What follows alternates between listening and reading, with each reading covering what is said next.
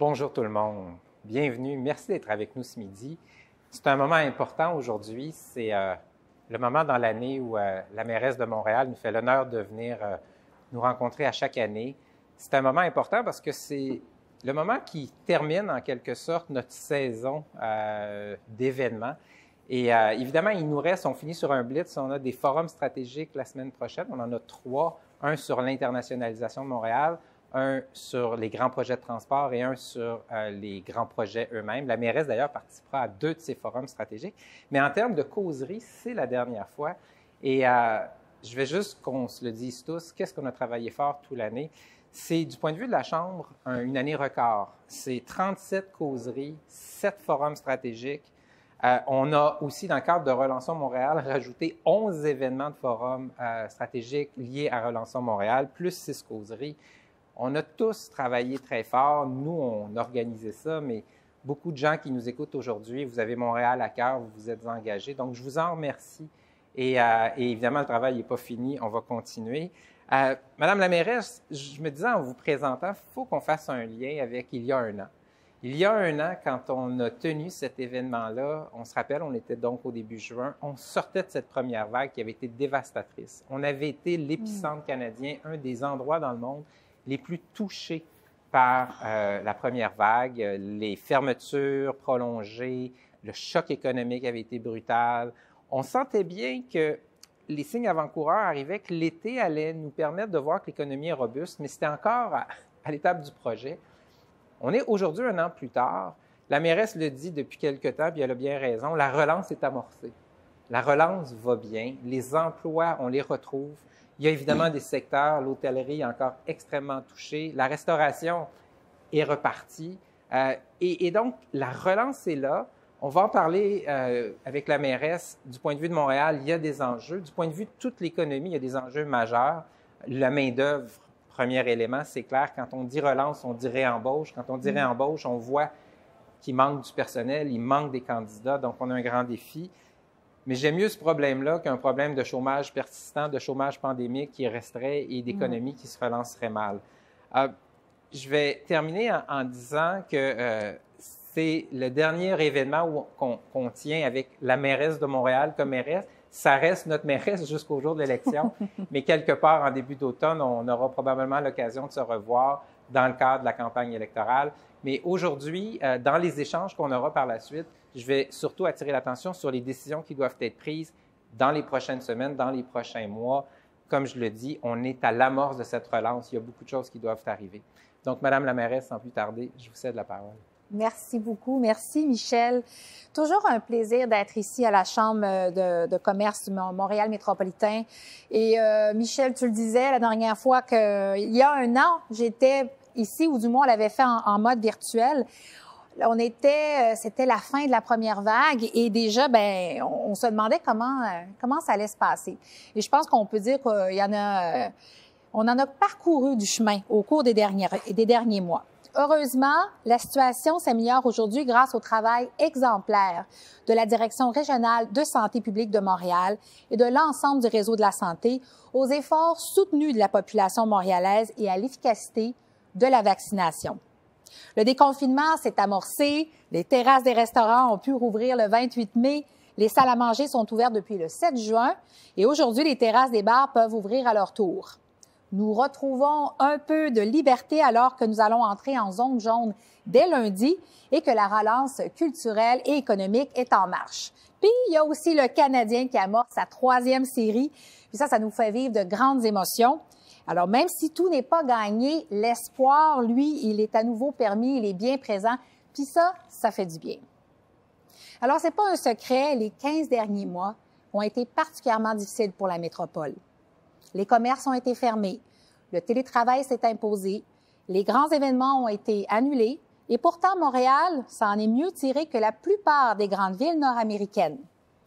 Ce qu'on craignait tous au cœur de la première vague ne s'est heureusement pas produit. Montréal n'a rien perdu de sa superbe. Sa réputation à l'international est toujours enviable et elle continue d'attirer des investissements directs étrangers sans précédent. Montréal est en excellente position pour la relance, déjà bien entamée d'ailleurs, et ça, c'est en très grande partie grâce à la collaboration qui s'est établie entre la Ville, les différents paliers de gouvernement et l'écosystème économique montréalais. Je tiens d'ailleurs à prendre quelques instants pour vous remercier, chers partenaires, de ne jamais avoir baissé les bras et d'avoir fait preuve d'autant de résilience. J'en parle avec mes collègues maires des autres grandes villes, puis il n'y a aucun autre endroit où la mobilisation de tous les acteurs a été aussi forte et organisée, et ce depuis le début. Bravo! Aujourd'hui, nous pouvons avoir confiance en l'avenir. Moi, en tout cas, je suis très confiante pour la suite. En mars dernier, je nous ai lancé un défi de réussir la relance de 500 jours et à ma grande satisfaction, l'échéancier prend de l'avance. En 2020, Montréal avait une des croissances économiques les plus dynamiques en Amérique du Nord avant que la pandémie de la COVID-19 ne frappe et ne vienne freiner cette belle progression. Et pourtant, en 15 mois après la première vague de la pandémie, notre métropole est très bien positionnée pour sa relance et plusieurs indicateurs économiques sont au vert. Montréal est une des métropoles les plus résilientes en matière d'emploi parmi les 20 grandes métropoles d'Amérique du Nord. Elle se situe en 3e position pour la reprise de l'emploi. Au cours du premier trimestre de 2021, grâce notamment au travail incroyable de Montréal International, Montréal a atteint un niveau record d'investissements directs étrangers qui ont totalisé 745 millions de dollars. Pour l'année 2020, malgré le contexte économique difficile, les entreprises étrangères ont investi 2,23 milliards de dollars dans 90 projets situés dans la grande région métropolitaine, ce qui a permis de créer 8 200 nouveaux emplois de qualité. Il s'agit donc d'une année record autant pour le nombre de projets d'investissement que pour le nombre d'emplois créés, et tout ça pendant la pandémie. Enfin, la réservation de billets d'avion pour décembre prochain est sur une lancée, tout comme les perspectives de tourisme pour l'automne 2021 et le début 2022. Clairement, la mobilisation des acteurs, les programmes des gouvernements fédéraux et provinciaux et l'aide de la Ville, qui a, à la hauteur de ses capacités, a contribué à plus de 100 millions depuis le début de la crise, tout ça aura permis de soutenir l'écosystème économique montréalais. Et pour l'heure, notre sortie de crise n'a rien envié aux grandes métropoles du monde, bien au contraire. Maintenant, on a une responsabilité collective de le dire que ça va bien. Disons-le, ça va bien à Montréal. Que la reprise, elle est en marche, parce que le succès attire le succès. Bien sûr, il y a des défis à relever. Tout n'est pas parfait. Et on les connaît, ces défis. On les connaît. Alors, tout est en place pour pouvoir faire une reprise et qui, on le sait, va rapporter des résultats concrets rapidement. Et ça, pour le faire, il faut continuer à travailler ensemble. Parmi les défis économiques auxquels nous faisons face, celui de la rareté de main-d'œuvre. Si on ne réussit pas à attirer et bien sûr à développer et retenir les talents, c'est notre reprise qui va en souffrir. La croissance économique durable de Montréal est directement liée à notre capacité à continuer de se démarquer à l'échelle des talents. Puis on a besoin de tout le monde, les jeunes, les moins jeunes, les femmes, les personnes immigrantes, les personnes racisées. On doit relever le défi d'être parmi les métropoles les plus inclusives dans le monde. Pour y arriver, Montréal peut compter sur un écosystème de haut niveau qui fait l'envie de plusieurs grandes villes. Les institutions collégiales, universitaires, les entreprises, les acteurs du développement économique, du milieu communautaire, les gouvernements fédéraux et provinciaux et la Ville, nous avons tous un rôle à jouer. Nous devons nous coordonner pour que notre métropole demeure une plaque tournante du talent et relève le défi de la transition démographique qui, elle, est déjà en cours. C'est pourquoi nous sommes convaincus que la ville à échelle humaine que nous sommes en train de bâtir est un facteur clé à l'intérêt soutenu des entreprises qui choisissent de s'établir et de grandir chez nous. On l'entend beaucoup dans les cercles d'investisseurs et les chiffres de 2021 le démontrent concrètement. Une ville abordable, humaine, verte et sécuritaire sont les facteurs déterminants pour attirer et convaincre la nouvelle génération de talents de choisir notre métropole. Et nous avons besoin d'eux pour assurer notre croissance dans l'avenir. La qualité de vie à Montréal est indéniable et recherchée. nos artères commerciales vibrantes, nos parcs, nos berges, notre centre-ville vivant, nos grands événements, notre culture, notre diversité, notre ouverture, tout ça attire les investisseurs, les entreprises et les étudiants. Quand on ajoute à cela les universités, la qualité des universités et des centres de recherche de haut niveau, notre port qui est extrêmement performant, et quand on sait comment on se démarque dans des secteurs économiques d'avenir comme l'intelligence artificielle, la créativité numérique, les jeux vidéo, les technologies propres, l'aéronautique, l'électrification des transports, les sciences de la vie, la chaîne logistique de transport et enfin l'économie sociale, Montréal a toutes les cartes nécessaires en main pour reprendre son air d'aller et se démarquer. Pour assurer cette reprise, on ne manquera pas d'ambition dans les projets qui vont prendre forme. Parce qu'une ville à échelle humaine, c'est aussi ça, des projets ambitieux. De nouveaux quartiers qui naissent et pour lesquels les transports structurants agissent comme la colonne vertébrale du développement. Des quartiers vivants, développés pour et par les citoyens qui l'habitent, le visitent ou y investissent. C'est donc dire que nous allons continuer de travailler à améliorer l'offre de logements sociaux, abordables et familiaux à Montréal. Parce que les besoins, ils sont là. Que la construction est un moteur de relance économique puissant. Et qu'avoir un logement sain, c'est un droit fondamental, mais c'est aussi ce qui augmente le pouvoir d'achat des citoyens et des citoyennes.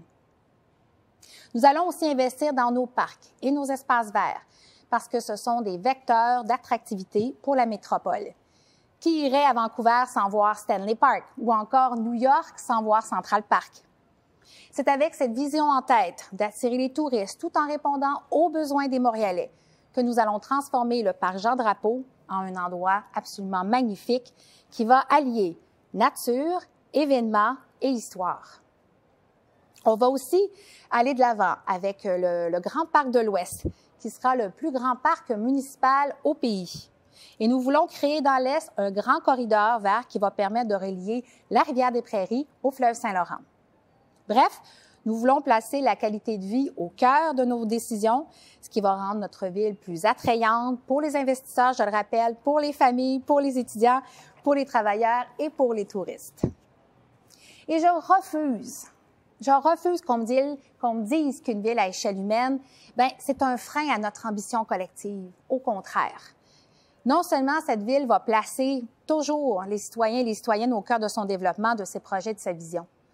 Non seulement elle va continuer de collaborer avec tous les partenaires, tous les acteurs qui font d'elle la métropole dynamique qui rayonne à travers le monde. Et justement, cette ville va continuer de se démarquer et de rayonner aux quatre coins de la planète. Pour se démarquer, ça va prendre des grands projets. Et ça, en pleine crise économique, on n'en manquera pas. Et ces grands projets seront structurants pour l'avenir de notre métropole. On peut penser au REM de l'Est, qui nous permettra d'offrir enfin du transport collectif à une population trop longtemps mal desservie. Les consultations publiques sont en marche, le comité aviseur aussi. Très bonne nouvelle. C'est selon moi ce qui va assurer la réussite du projet. Le REM de l'Est, c'est ce qui nous permettra de développer de nouveaux quartiers qui vont accueillir des zones d'innovation et par le fait même accueillir de nouveaux investissements et de nouveaux résidents. Le REM de l'Est est en marche et le tramway vers la Chine tout autant. Cette portion ouest de la ligne rose que nous avons fait avancer contre vents et marées depuis 4 ans, il avance à une vitesse grand V. Le tramway de l'ouest, ça sera la colonne vertébrale du développement. C'est ce qui va nous permettre de développer des quartiers comme la Chine-Est en créant des milieux de vie que l'on veut mixtes. Ces grands projets de transport en commun, c'est ce qui va nous permettre de développer des nouveaux quartiers comme le métro de Montréal l'a fait pour les quartiers centraux il y a 60 ans. C'est la même logique. Quand il y a du transport, on s'y établit. Il y a toute une vie qui émane. Parce que le transport collectif, c'est une richesse. C'est également, bien sûr, une dépense, mais surtout un investissement à court, à moyen et à long terme. Le développement, j'ai envie de vous parler également du développement de nos secteurs prioritaires pour l'habitation, entre autres, dont l'Est de Montréal, l'ancien hippodrome et la Chine-Est. Nous avons des millions de mètres carrés de terrain à développer dans ces secteurs clés de Montréal qui ont un immense potentiel de développement. En accélérant le développement de ces secteurs, nous pouvons lancer le plus grand chantier d'habitation des 50 dernières années. Les besoins sont immenses, on le sait, on l'entend, on le lit. Et je sais que tous les acteurs sont prêts à agir. D'ailleurs, pour accélérer la mise en chantier de projets porteurs pour le centre-ville, nous avons mis sur pied une cellule facilitatrice en collaboration avec les acteurs du milieu. Cette cellule va permettre de voir naître, de voir des projets se concrétiser plus rapidement. Et ces projets-là, bien sûr, sont susceptibles d'attirer des citoyens, des familles. On pense beaucoup à la classe 1 également, ainsi que des touristes et des étudiants. Parce que, je l'ai répété beaucoup de fois au cours de la dernière année, une des raisons qui fait que Montréal s'en sort bien malgré cette pandémie qui l'a durement frappé, et particulièrement au centre-ville, alors que beaucoup d'investissements sont mis en place, c'est le fait que le centre-ville est habité, il est mixte, il y a différents usages. On y étudie, on y travaille, mais également on l'habite. Alors, on doit continuer sur cette lancée parce que je le répète, à travers tout le pays, le centre-ville de Montréal a continué de demeurer très actif, contrairement à nos voisins et voisines. Alors, on fait de l'habitation au centre-ville, oui, mais il faut également créer des milieux de vie. C'est ça également la ville à échelle humaine. Alors, on veut faire de la place pour tout le monde, pour tous les usagers, pour les piétons, les automobilistes, les cyclistes. C'est pour ça qu'on refait la rue Sainte-Catherine, Peel et le Square Phillips. Et c'est ce qu'on va faire également avec l'avenue Peter McGill, l'avenue McGill College, qui est un projet qui a d'ailleurs remporté un prix de design international et qu'on a très hâte de mettre en marche. Et tout ce travail-là a déjà commencé à porter fruit. Le centre-ville s'est métamorphosé au cours des 4 dernières années et est maintenant prêt pour la relance post-COVID. Et je tiens à souligner que la Ville de Montréal n'est pas la seule à vouloir faire entrer Montréal dans la modernité. Nos partenaires privés embarquent aussi. Un bon exemple de ça, c'est la nouvelle esplanade de la place Ville-Marie, qui est absolument magnifique et qui s'inscrit parfaitement dans notre plan de réaménagement de l'avenue McGill College. Je veux donc saluer tous nos partenaires qui partagent nos ambitions. Et de la vision, j'ai envie de vous dire qu'il faut continuer à en avoir pour que notre ville progresse. C'est pourquoi nous avons lancé pas plus tard que mercredi la première étape pour nous permettre d'écrire avec la population montréalaise et les partenaires de la ville le nouveau plan d'urbanisme et de mobilité de Montréal. Ce plan sera le plus grand exercice de co-création en matière de politique publique de l'histoire de la ville de Montréal qui va dessiner les 50 prochaines années de notre métropole. Ce nouveau plan d'urbanisme et de mobilité sera l'occasion de donner un nouveau souffle à Montréal. Ce nouveau visage que prendra Montréal devra évidemment être plus vert et plus inclusif, à l'image de la relance que nous souhaitons. Et le travail est déjà amorcé avec la présentation hier du PPU des Faubourgs, qui va inclure les terrains de la Molson, le projet de Prével et le redéveloppement de Radio-Canada avec le quartier des Lumières. Ça bouge dans le centre-ville de Montréal, beaucoup de projets qui sont déjà en marche et à venir. Bref, le train il est déjà en marche et c'est grâce à nous tous et toutes qu'on en est rendu là. Qu'on est rendu à cette étape, ce moment charnière de relancer Montréal. J'ai envie de nous inviter, de continuer de travailler ensemble parce que je suis convaincue que Montréal est prête à se relancer autrement et pour longtemps. Merci beaucoup. Merci. Merci, Madame la mairesse. Je vais vous laisser le temps de vous approcher. Prendre une gorgée d'eau. Prendre votre gorgée d'eau, c'est ça. Et merci d'avoir accepté encore une fois d'échanger après votre allocution que j'ai écoutée attentivement. On va se concentrer, mes questions vont viser à se concentrer sur les prochains mois. Il y a des décisions qui sont à prendre. On est en train de sortir de cette pandémie, de réussir cette relance. Et donc, il y a quand même des enjeux importants. Puis je vais faire un lien avec un moment où vous avez exercé du leadership. Il y a un peu plus d'1 an, on sentait qu'aux frontières, et notamment à l'aéroport, c'était fluctuant. Puis à un moment donné, vous avez mis votre pied à terre, vous avez dit, là, il faut qu'on prenne les choses en main. Puis vous avez même dit, on va s'organiser là, pour que ça se passe. Là, on est comme dans l'étape inverse. Montréal, c'est une métropole internationale. Normalement, on vit de beaucoup de tourisme. Absolument. On vit d'étudiants étrangers qui viennent. Montréal International, dans ses résultats, attire des investisseurs. Donc là, il faut réussir réouvrir nos frontières. J'ai envie de vous poser la question, Quand vous rencontrez vos homologues des autres grandes villes canadiennes, c'est quoi le climat? Est-ce qu'on est rendu là? Parce que nous, à Montréal, le milieu des affaires a envie que ça s'ouvre. Comment vous voyez ça, vous? Bien, je pense que la question de l'ouverture des frontières est à l'image des décisions et des défis auxquels ont dû faire face la ville, l'administration, même les gouvernements. Mais pour ma part, il y a toujours ce désir, entre autres, de réouvrir quand la situation le permet et de faire preuve de prudence, bien sûr pour des raisons évidentes de santé publique. C'est évident que pour moi, la réouverture des frontières, je vois ça d'un œil. On le voit avec l'augmentation de la vaccination. J'ai l'impression qu'on est en train de remplir toutes les cases, là. La vaccination qui augmente. Plusieurs ont déjà leur deuxième dose. Alors ça va beaucoup aider. Même la question d'un passeport de vaccination, moi, c'est un élément à lequel je tends l'oreille. Ce serait bien sûr une décision du fédéral, mais je trouve pas ça inintéressant. Si ça peut permettre vraiment de réouvrir de façon sécuritaire les frontières. Et tantôt, je parlais beaucoup des secteurs qui vont très bien. Bon, vous l'avez mentionné, Michel, au niveau du tourisme, les hôtels, c'est encore difficile, là, hein? Alors, si on avait des touristes, c'est sûr que ça viendrait donner un coup de main incroyable à ces secteurs-là, là. Peut-être qu'on peut se faire un clin d'œil tout le monde en disant qu'on veut convaincre les Québécois et les Canadiens dès que les frontières interprovinciales sont vraiment fluides, de venir à Montréal. Absolument. Ça va être bon pour nos hôtels, ça va être bon pour tout le monde ici. On travaille ensemble et moi, je trouve que c'est remarquable, la collaboration pour réussir la relance du centre-ville. Encore aujourd'hui, on le voit, là, il y a très, très peu de gens qui viennent. Et une première question que je vous pose comme grand employeur, vos employés à la Ville de Montréal, les employés de bureau à la Ville de Montréal, vous avez quoi comme stratégie pour les ramener dans leur lieu de travail? Donc, on veut, encore une fois, en suivant les règles de santé publique, mais on sait qu'en entrant dans la zone jaune, à ce moment-là, le travail à distance n'est plus obligatoire. Alors, ça, en soi, c'est une bonne nouvelle. Nous, depuis le début de la pandémie, on s'est positionné en disant, oui, on suit les règles, mais on veut que les gens reviennent. Donc, on avait atteint notre 25 vous vous rappelez, à l'automne dernier, lorsque c'était permis.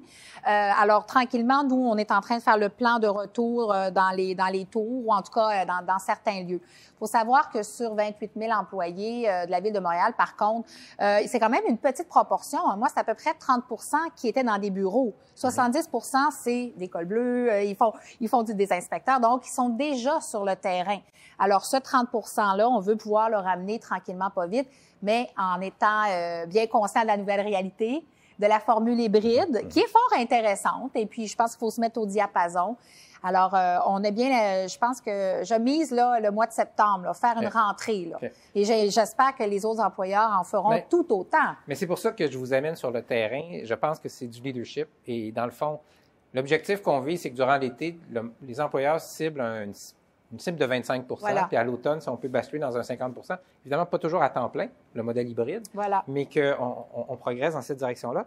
Peut-être l'autre sous-question par rapport au centre-ville, vous avez pris des décisions qu'on a applaudies pour faciliter, entre autres, le stationnement au centre-ville. Puis, quand on observe le centre-ville, nous, on pense que c'est une trajectoire sur un an. C'est pas cet été que ça va se résoudre. Donc, je voulais vous demander, est-ce que dans les mesures que vous avez mises en place, il y en a qui pourraient se poursuivre à l'automne?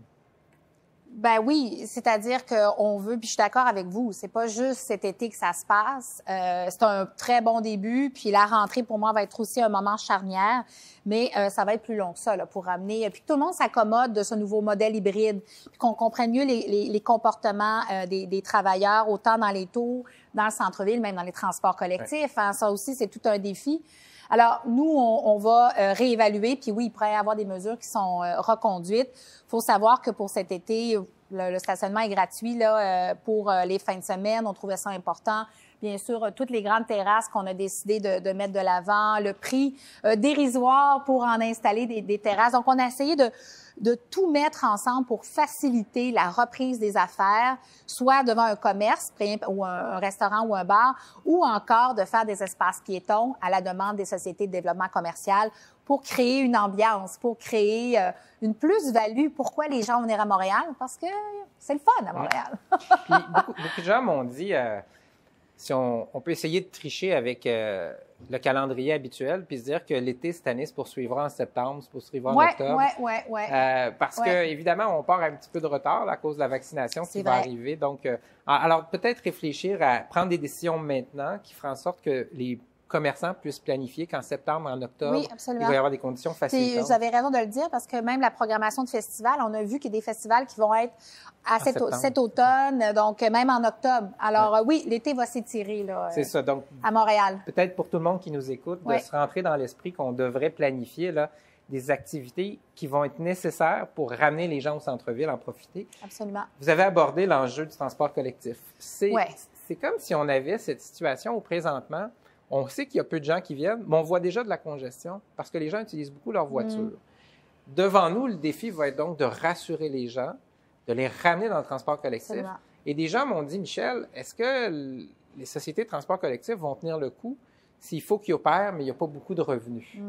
Quelle est votre évaluation de la situation du transport collectif durant l'automne? Est-ce qu'on a besoin d'argent supplémentaire pour le transport collectif? Est-ce que ça doit venir des gouvernements supérieurs? Comment on fait ça? Oui, exactement. C'est-à-dire que les villes contribuent, les usagers également, aux coûts qui sont liés à la STM. C'est normal. Par contre, dans un cas où on n'est pas sorti de la COVID, j'allais dire on n'est pas sorti de l'auberge, mais on peut pas encore dire, c'est terminé. Donc, les représentations que je fais, que nous faisons au sein de la RTM et la CMM, c'est d'inviter les gouvernements supérieurs à nous donner le coup de main qu'ils nous ont donné pour le budget 2021. Et on les remercie. Parce qu'au final, même s'il y a moins de gens, il faut amener les gens à reprendre le transport collectif et il faut pas perdre la lancée sur laquelle on était. On était vraiment sur une lancée. Puis quand on pense au REM qui va arriver, le 1.0, le SRB P9, la ligne bleue, il faut qu'on continue à tout mettre en œuvre pour ne pas perdre pour ramener les gens en transport collectif. Même si au début, il n'y a pas beaucoup de monde, là, il faut continuer. C'est ça. Ce qu'on me disait, c'est que le grand paradoxe, c'est que si on diminue la fréquence, parce qu'on n'a pas les gens vont avoir moins envie de le prendre. Ben oui, voilà. C'est ça, exactement. Toujours dans le transport collectif, on vient d'en parler du REM. Juste peut-être vous donner l'occasion de réitérer, là, parce qu'il y a eu beaucoup de bruit sur est-ce qu'on devrait tolérer un REM aérien. La Caisse de dépôt, en fait, le CDPQ Infra répond avec un comité, avec des consultations. Ouais. Êtes-vous satisfaite jusqu'ici de la façon dont le CDPQ Infra répond à cette question je dirais, de la signature aérienne dans le centre-ville?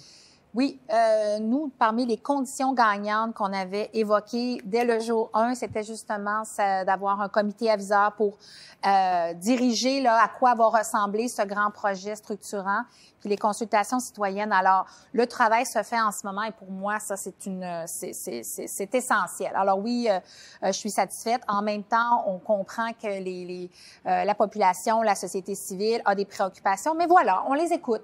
Et j'ai bon espoir et j'ai confiance en la CDPQ Infra de porter, de prendre ces voix, de prendre ces préoccupations-là et de trouver un compromis qui soit satisfaisant parce qu'au final, tout le monde est pour le transport dans l'Est. Je pense qu'il n'y a pas personne qui dit « Ah non, on le sait. On veut absolument que l'Est soit doté d'un moyen de transport digne du 21e siècle, surtout avec tous les projets que la Ville envisage, que le gouvernement du Québec envisage. » Petite question délicate, puis je l'ai soulevée directement avec la CDPQ Infra. Dans l'exercice qui s'en vient, il va falloir convaincre la société civile que le projet en aérien au centre-ville peut être intéressant, aussi là où il sera aérien dans l'est de l'île. Et donc, on s'attend à ce que l'exercice amène la CDPQ Infra à nous présenter quelque chose d'inspirant, visuellement inspirant, quelque chose qui va peut-être respirer la nature, respirer de l'aménagement urbain moderne. Et ultimement, ma compréhension, c'est que ce qu'ils vont nous proposer, normalement, c'est le budget de la Ville qui devrait financer ces aménagements-là qui vont permettre de rendre le projet acceptable. Avez-vous besoin d'argent pour faire ça? Bien, la réponse, c'est oui. C'est évident, puis vous le dites bien, c'est-à-dire que la CDPQ va s'occuper de la structure, le confort à l'intérieur, je sais pas moi, pour que ce soit agréable. Mais tout ce qui est en dessous du train, moi, je le dis souvent, il faut que ça soit beau dedans, mais il faut que ça soit beau en dessous. Et quand je dis beau, je parle pas d'aménagement paysager, je parle de confort, de sécurité, d'accès, parce qu'on veut pas que le train devienne un obstacle à la fluidité des personnes, des voitures et autres. Donc, oui. Et puis, la facture devra être prise en compte par le gouvernement du Québec parce que, pour moi, c'est un élément où ça passe ou ça casse. C'est-à-dire, il faut qu'on doit assurer aux Montréalais, Montréalaises, puis à tous ceux qui vont l'utiliser, le REM, que ça va être intéressant en dessous. En dessous, ça veut dire sur notre territoire, là, sur René Lévesque, juste en haut, là, ici. Là. Puis on parle de centaines de millions à 1 milliard de dollars, si j'ai bien compris. Oui, absolument. Là, on a fait une première évaluation, mais oui, on est dans ces eaux-là. Et mais nous, c'est quelque chose on a fait un plaidoyer. Ça aussi, c'était une des conditions gagnantes. Et j'ai confiance que le gouvernement aussi va entendre la nécessité. Si on veut que ce projet-là soit le projet signature dont on parle, il va falloir qu'on mette les moyens nécessaires, mais je pense que au 21e siècle, on peut pas penser autrement que d'aider une ville qui a, on le sait, des moyens limités d'avoir des ressources, pas des ressources, mais des revenus, une incapacité à faire un déficit. Disons qu'une ville est très limitée. Un gouvernement, lui, a plus de marge de manœuvre. Puis, on a vu que le fédéral, peut-être aussi, pourrait être au rendez-vous pour les projets de transport collectif. Absolument, oui. Parlons des chantiers. Parlons de la gestion des chantiers. D'abord, je veux vous rendre hommage parce qu'il y a quelques semaines, à la Chambre, on a donné des coups de pied dans la mare là, parce qu'on trouvait qu'il y avait un projet qui était le projet Raymond, proche du port de Montréal. Et ce qu'on voyait bien, c'est un projet qui allait probablement se réaliser, mais pas de la manière optimale. Donc, ça prenait des discussions sérieuses. Comment on fait ça? Et les échos que j'en ai, c'est que la Ville s'est assise, puis que les gens sont là, puis qu'on veut faire avancer ça dans la bonne direction. Alors, ce dossier-là va bien, puis je suis pas sûr qu'on doit en parler maintenant, mais qu'est-ce que ça nous enseigne sur la façon dont on procède, la façon dont on avance des projets qui sont parfois délicats. Et il n'y a pas toujours d'acceptabilité sociale très, très, très forte, mais en même temps, il y a des projets nécessaires. Qu'est-ce qu'on pourrait faire de différent dans l'avenir dans des projets comme celui-là? Bien, c'est évident que quand il y a des outils de planification qui ont été mis en place en amont, j'ai envie de prendre l'exemple du PPU des Faubourgs. C'est un bon exemple parce qu'il y a eu une planification sur 2 ans où tout le monde a pu avoir voix au chapitre, où est-ce qu'on a entendu les préoccupations autant des développeurs, promoteurs, mais aussi de la population. On l'a présenté hier, puis je pense qu'on a réussi à trouver un équilibre, de s'assurer que tout le monde est entendu, mais il faut faire des compromis. Au final, c'est ça.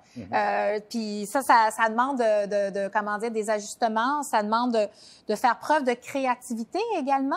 J'ai envie de vous dire que le PPU qu'on a proposé hier, une des raisons pour lesquelles on peut le mettre en avant rapidement parce que ça se construit dans le centre-ville, dans l'est de Ville-Marie, et tant mieux. Les promoteurs, les constructeurs font partie de la relance, ils sont importants. Alors, d'entendre leurs préoccupations, puis en même temps d'avoir un outil réglementaire comme le règlement sur une métropole mixte, ben nous, ça nous permet aussi de rassurer la population en lui disant, oui, on va construire en hauteur, oui, mais on va s'assurer d'avoir des parcs, un pôle civique, du logement abordable. Fait que pour moi, ces outils-là visent également à pouvoir mieux appuyer certains projets.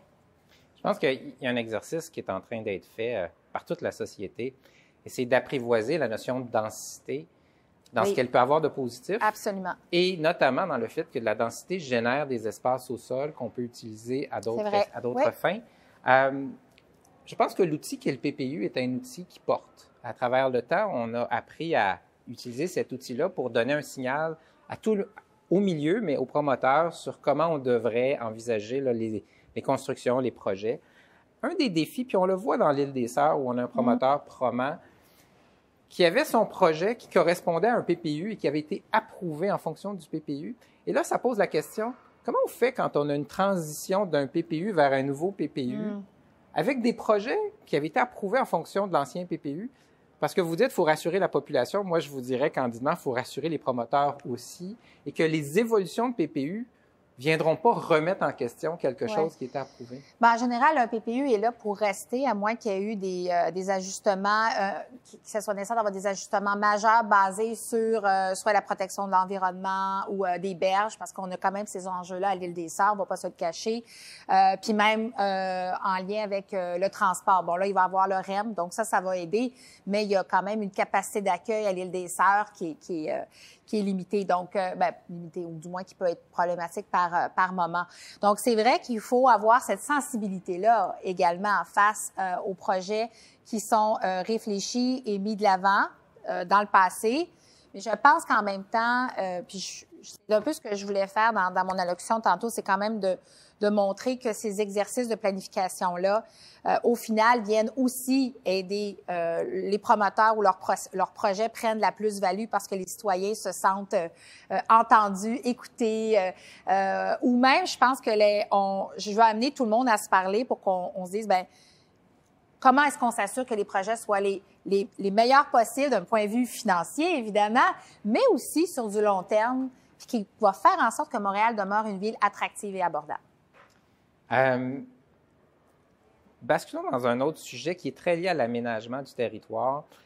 Et on en a parlé toute l'année avec le gouvernement du Québec. C'est son fameux projet de zone d'innovation. Oui. Pour ceux qui nous écoutent, qui sont moins familiers, le gouvernement du Québec a lancé un appel à proposition à travers le Québec lié évidemment à l'innovation, mais qui repose beaucoup sur des maillages entre le secteur privé, les institutions d'enseignement, les milieux.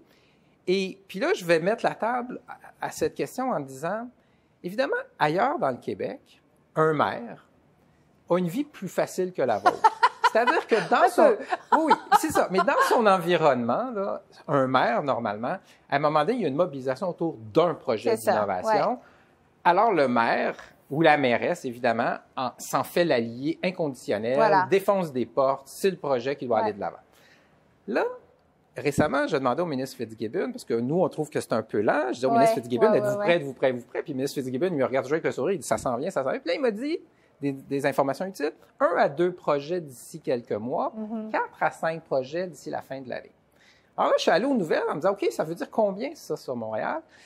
Les nouvelles ne sont pas si bonnes. C'est comme si, sur Montréal, il y a beaucoup, beaucoup de propositions, mais il n'y en a pas qui ressortent du lot.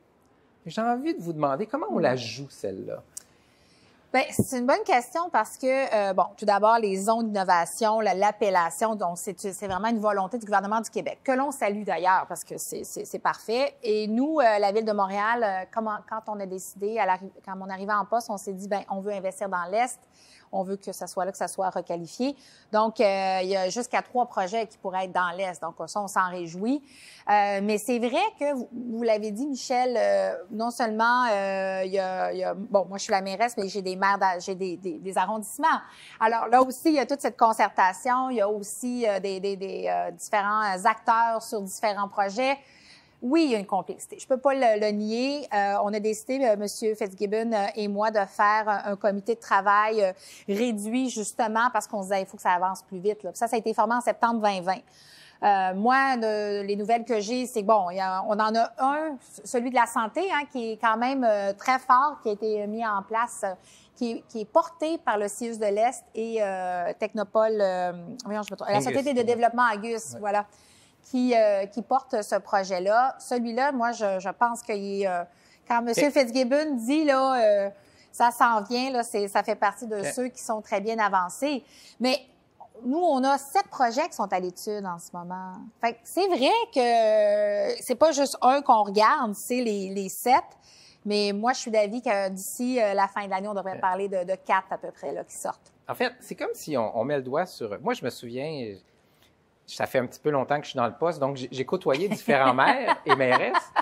Et je me souviens d'une critique qui était faite à l'époque à Gérald Tremblay en disant « Gérald Tremblay, c'est l'homme de 5 priorités, pas d'une priorité. » Puis souvent, on attaquait le maire là-dessus, mais je le dis, Montréal, c'est une métropole, c'est complexe.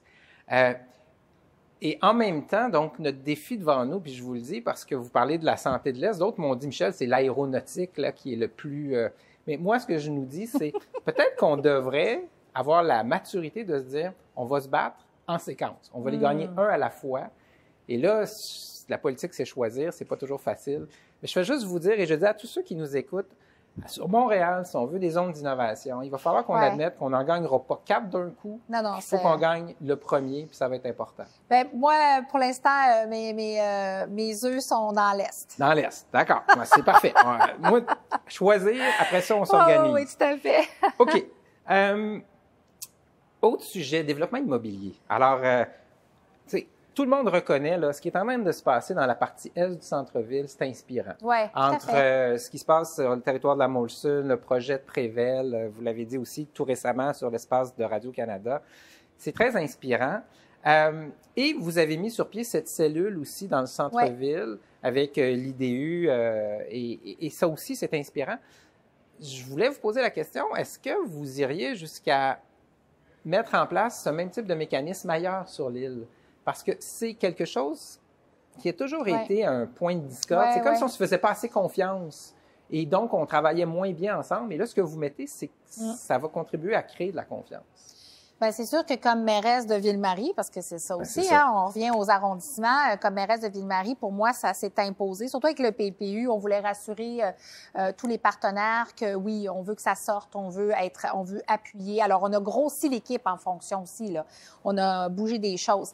Mais je pense que dans différents secteurs, moi, j'imagine déjà, avec la ligne bleue, puis le REM de l'Est, éventuellement, ça va s'imposer qu'on vienne renflouer ou en tout cas réorganiser certaines équipes parce que il faut que ce soit faut être plus agile. Il faut être plus agile, la flexibilité, ben là, avec des paramètres établis, ça l'aide aussi parce que là, on tombe moins. C'est ça aussi l'intérêt d'un PPU. On tombe moins dans la négociation cas par cas, mais on a des équipes pour accompagner pour que ça aille plus vite.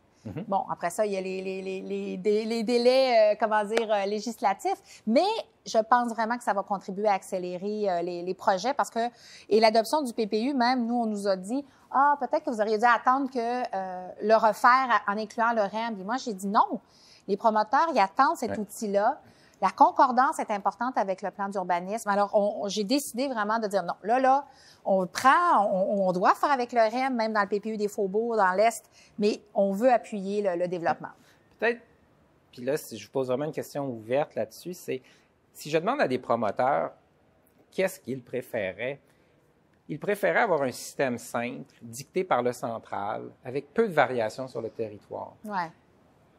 Comme mairesse, comment vous répondez à ça? Bien, vous savez, moi, je suis dans une approche décentralisatrice. Donc, je m'imagine mal comment on peut... je veux dire, chaque territoire est très différent dans son patrimoine.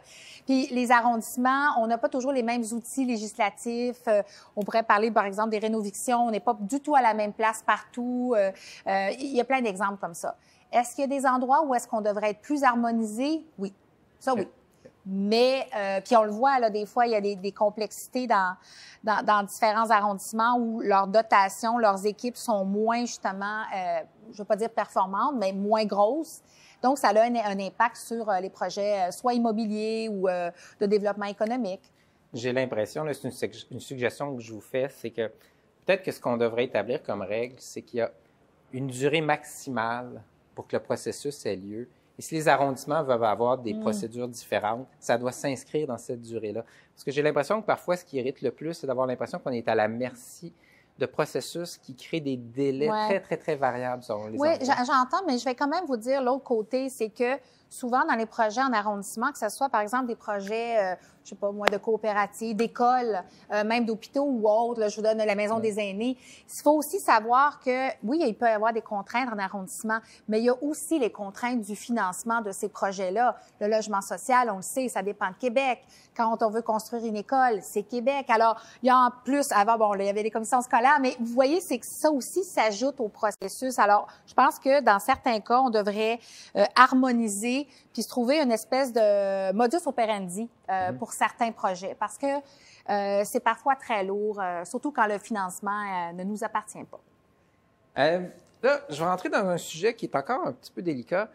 Ça fait probablement des décennies que des spécialistes disent Montréal à l'international a un enjeu d'avoir une marque un peu diffuse. Ouais. On est une ville de festivals, on est une ville de la nouvelle économie, une ville universitaire, mais c'est toujours un peu diffus. Puis on est en admiration quand on voit d'autres grandes métropoles pour qui là, le message il est clair, il est percutant.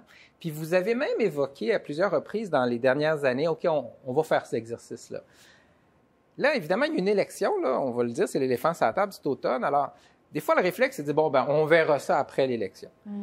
J'ai envie de vous poser la question, est-ce que vous seriez prêt à lancer un processus, sachant que le livrable va arriver après l'élection, mais qu'on ne tarde pas à se poser la question, qu'est-ce qu'on veut projeter à l'international, puis on sera prêt dès le début de l'année prochaine année? Oui. Bien, en fait, le processus est déjà enclenché, mais ce qui est important pour moi, c'est que ça soit pas un processus de la ville. Puis pour des raisons très évidentes, je pense qu'il faut dépolitiser. Il faut que ce soit vraiment des partenaires, dont là c'est Montréal International qui travaille avec nous, d'autres partenaires comme Tourisme Montréal, la Chambre de commerce évidemment, qui doivent, selon moi, porter ce dossier-là. Nous, on doit être en appui, en ressources évidemment, mais je pense que ça doit sortir un peu de l'hôtel de ville, parce que aussi, il y a beaucoup de questionnements sur, pour qu'on en arrive à un consensus sur, c'est une approche plus touristique, plus milieu des affaires. Moi, je pense que tout peut s'allier, mais nécessairement, ça va faire aussi peut-être certains décalages. Donc, j'y crois à ce processus-là. Il faut le mettre de l'avant, mais j'aimerais quand même dire, parce que là, c'est plus comme la petite marque, la marque le fun, là. Il y a beaucoup le bonjour qui tend à s'imposer. Est-ce que ça pourrait continuer? Quand quelque chose marche, on pourrait peut-être l'envisager. Mais sinon, je veux quand même mentionner, puis je l'avais dit dans mon allocution aussi, un n'empêche pas l'autre. Donc oui, faisons ce processus, pas par la Ville de Montréal, en appui plutôt. Puis je suis vraiment agréablement surprise de voir que Montréal avait une belle réputation. Il faut toujours la renforcer. Mais que ce soit dans la finance durable, on commence à prendre beaucoup de place. J'espère qu'on aura des belles nouvelles dans ce sens-là dans les prochains mois. Au niveau également, justement, de la qualité de vie de cette ville étudiante. Mais je comprends le souhait d'avoir... C'est en fait le défi, d'après moi, il y a un défi de décision, on le fait. Puis là où je vous rejoins parfaitement, il y a un défi de solidarité parce que, encore là, il faut que ça serve d'avoir un peu les cheveux gris. Moi, j'ai vu ces exercices-là dans le passé comme étant des exercices très périlleux pour le politique. Ouais. Quand ça arrive, ça fait pas plaisir à tout le monde. Puis pour le politique, soudainement, on se trouve à défendre quelque chose qui est peut-être pas tout de suite accepté et c'est difficile. Donc, c'est pour ça que moi, je vous encourage, je vous dis, Montréal International, d'après moi, c'est un très bon porteur de ballon. Absolument. On devrait tous travailler, puis on devrait se dire, élection ou pas, on fait l'exercice. Absolument. Puis on prendra acte quelque part dans la prochaine année là, des résultats de l'exercice sans attendre. Donc, je vous encourage, puis on va être solidaires. On va être solidaires. On va prendre la chaleur s'il y a de la chaleur, on va la prendre ensemble. Dernier sujet, qui est un sujet, encore une fois, je pense, qui est fondamental, puis c'est la question des finances de la ville. Oui. On a eu un exercice budgétaire difficile, mais qui était appuyé par les autres paliers de gouvernement. La ville, à travers les dernières années, avec des budgets où les dépenses de la ville augmentaient beaucoup, la ville se faisait critiquer. Et moi, je l'ai défendu en disant, Montréal va bien, Montréal est sur une lancée. Si c'est pas le moment d'investir, je sais bien toujours pas quand est-ce que ce sera le moment d'investir. Donc, à l'origine, qu'on soit sur une lancée où on investissait davantage, on dépensait plus, mais il y avait une lancée, arrive cette pandémie. Là, comment vous voyez cette année-ci, on est dedans, puis éventuellement la prochaine année budgétaire, mais commençons par celle-ci. Comment vous voyez ça cette année? Bien, je pense que c'est le moment d'investir. C'est un levier. Et tantôt, j'en parlais dans mon allocution. Il faut saisir l'opportunité pour mettre en branle des grands projets. Bon, évidemment, ils ne sont pas tous tributaires seulement de l'argent de la Ville de Montréal pour des raisons évidentes. Quand je parle de transport, ça dépend de Québec et d'Ottawa. Mais quand même, il y a un momentum à ce niveau-là. Mais au niveau de l'habitation, au niveau des parcs, et parce que nous, on considère que ça fait partie de notre stratégie de relance, ça, c'est de l'argent qu'on a investi, par exemple, le parc Jean-Drapeau, le parc de l'Ouest, sur les 10 prochaines années. Donc, bien sûr, il faut s'occuper de l'endettement. C'est absolument... ne pas s'occuper de l'endettement serait irresponsable. Mais on est quand même dans un moment où il faut injecter des projets, injecter de l'argent, injecter une impulsion pour donner le goût aux constructeurs, aux développeurs, aux investisseurs, aux entreprises de choisir Montréal. C'est absolument essentiel. Très bien. Alors, merci beaucoup. Ça a passé très vite. Ben oui, tout à fait. On va se reparler la semaine prochaine 2 fois dans le cadre de forum. Donc, j'adore cette collaboration. Et ça bouge à Montréal, Ouais. on peut en témoigner. Quand on regarde les chiffres, lorsqu'il y a eu la dernière crise économique, celle de 2008-2009, l'investissement privé et le nombre de grands projets s'étaient affaissés sur Montréal. Cette année, on a eu quelque chose en forme de W. Mais assurément, présentement, on a rétabli le momentum. Absolument. Montréal va bien et on doit en convenir. Et donc, la semaine prochaine, on aura l'occasion de parler des grands projets de transport. Et la semaine prochaine, en fait, dans quelques jours, c'est votre anniversaire. Donc, oui, c'est avec vrai. tout le monde, on vous souhaite bonne fête. Profitez-en. Merci beaucoup. Soyez prudents si vous fêtez dans votre sous-sol. C'est peut-être oui, mieux de le faire à ça l'extérieur. va être tranquille. Ça va être tranquille. Bon, parfait. Oui, oui. Alors, merci beaucoup et à vous Merci tous. beaucoup, Michel. À bientôt.